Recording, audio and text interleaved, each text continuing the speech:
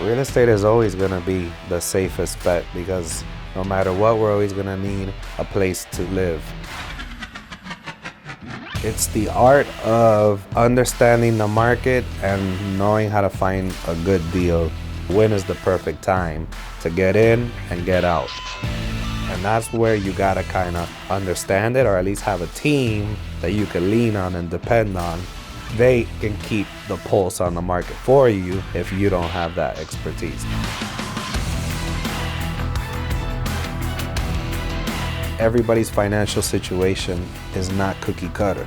I depend on giving you good service and actually understanding who you are as a person to help you get from point A to point B, and then you'll turn around and tell all your family and friends. So it's a win-win situation.